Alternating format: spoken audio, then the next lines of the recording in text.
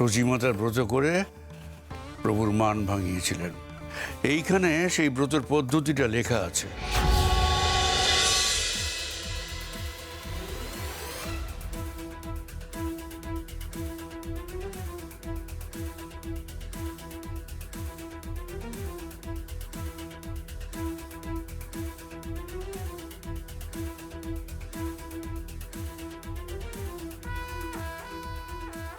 দাদু, দেখো তো এই খাতাটা। হ্যাঁ, এই তো এটাই তো। চলো চলো চলো, উঠোনে চলো। প্রভু যে আমাদের উপর রুষ্ট হয়েছিলেন সেটা সবাইকে বোঝাতে হবে, পরিবারের সবাইকে বোঝাতে হবে। চলো। কিন্তু গ্র্যান্ডপা, মহাপ্রভুকে আমরা শান্ত কিভাবে করব সেটাই তো বললে না। একটু ধৈর্য ধরো দিদি ভাই, একটু ধৈর্য ধরো। এখন এসো এসো, উঠোনে যাই। চলো এসো, উঠোনে যাই।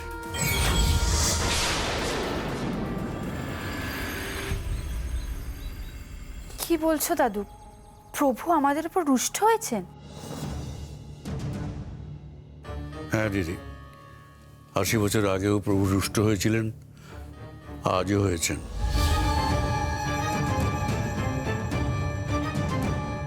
দেখছো না, ভোর হয়ে গেছে, কিন্তু মহাপ্রভুর মূর্তিতে এক ফোঁটা আলোও এসে পড়েনি।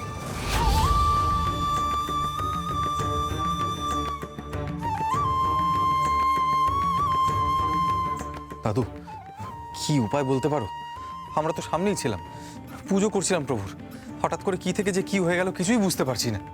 এসব বললে তো আর প্রভু শুনবেন না। তিনি তার পূজা পাননি, আর কোনো অজুহাতই তিনি শুনবেন না। তবে তার রাগ কমানোর একটা উপায় আমি পেয়েছি বলাটা ভুল হবে। মনে পড়ে যাওয়ার পরে আমাদের অদ্বিতীয়া দিতি ভাই সেটা আমাকে মনে করিয়ে দিল। কি উপায় দাদু? 80 বছর আগে প্রভু যখন আমাদের এই পরিবারের উপরে রুষ্ট হয়েছিলেন, তখন এই পরিবারের বড় ছেলে এবং বড় বৌমা, মানে আমার ঠাকুরদার বাবা মা, সচিমাতার ব্রত করে প্রভুর মান ভাঙিয়েছিলেন। এইখানে সেই ব্রতের পদ্ধতিটা লেখা আছে।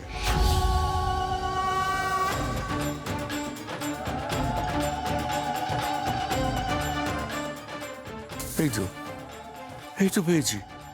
এখানে এই ব্রত পদ্ধতি লেখা আছে, দেখি।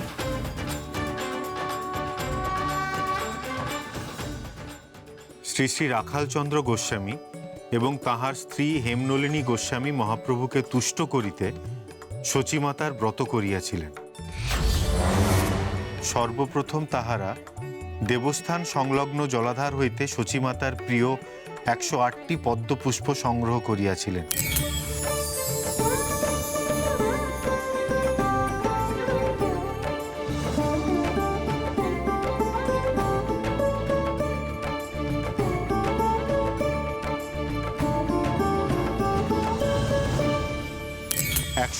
পদ্ম সংগ্রহ করিয়া শ্রী শ্রী রাখালচন্দ্র গোস্বামী ও হেমনলিনী গোস্বামী সেই পুষ্প সহিত সচিমাতার আরাধনা করিয়াছিলেন।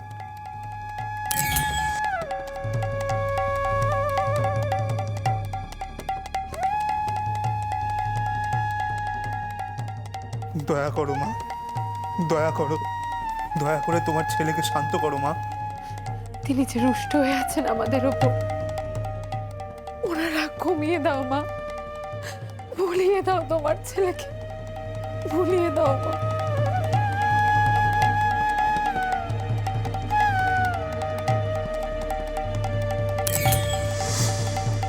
সচিমাতার কৃপায় গোস্বামী পরিবারের ওপর হইতে মহাপ্রভুর রোষ কাটিয়া যায়।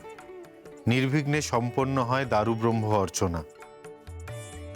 গোস্বামী পরিবার পুনরায় মহাপ্রভুর আশীর্বাদ লাভ করেন।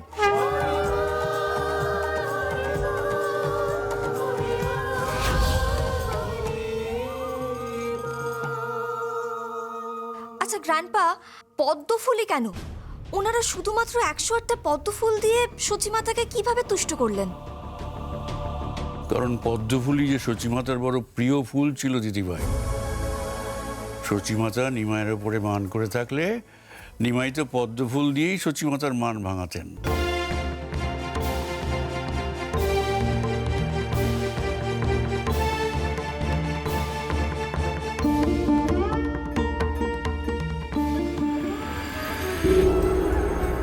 ও মা, ও মামা, মা তুমি আমার উপর মান করে আছো? আর মান করে না মা? সরে যা নিমাই, তুই আমার কাছ থেকে সরে যা। মা এমনটা করো না মা।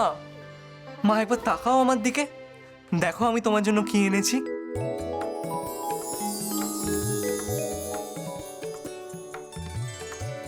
বাহ, কি সুন্দর পদ্ম ফুলগুলো! কোথায় পেলি বাবা? এই তো মা, তুমি আমার সাথে কথা বললে, আমি জানতাম, আমি ঠিক জানতাম তোমার এই প্রিয় পদ্ম ফুল তোমায় দিলে তুমি আর আমার উপর রাগ ধরে রাখতে পারবে না। আমি কি আমার গোড়া চাঁদের উপরে রাগ করে থাকতে পারি বাবা?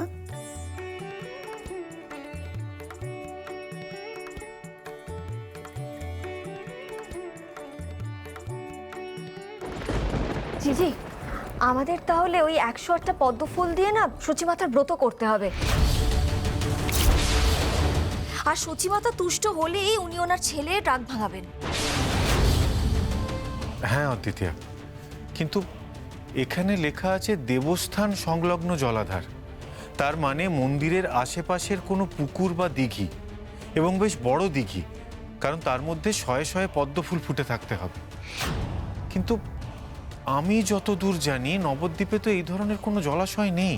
দাদুভাই, এখানে যে জলাশয়ের কথা বলা আছে সেরকম জলাশয় আমাদের বাড়ির পাশেই ছিল, কিন্তু সেই জলাশয় তো কবেই বুঝিয়ে দেওয়া হয়েছে। কিন্তু দাদু, তাহলে আমরা সেই ধরনের জলাশয় কোথায় পাবো?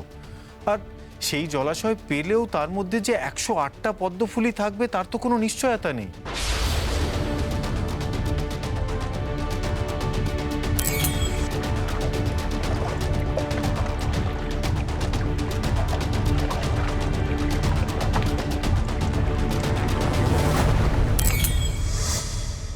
জিজি, জিজি, আমাদের তালসোনাপুর গ্রামে যেতে হবে। তোমার মনে আছে ফুলমুরারি কাব্যের 3য় খণ্ডটা আমরা যে দিঘি থেকে উদ্ধার করেছিলাম? ওই দিঘিতে কত পদ্ম ফুল ফুটেছিল।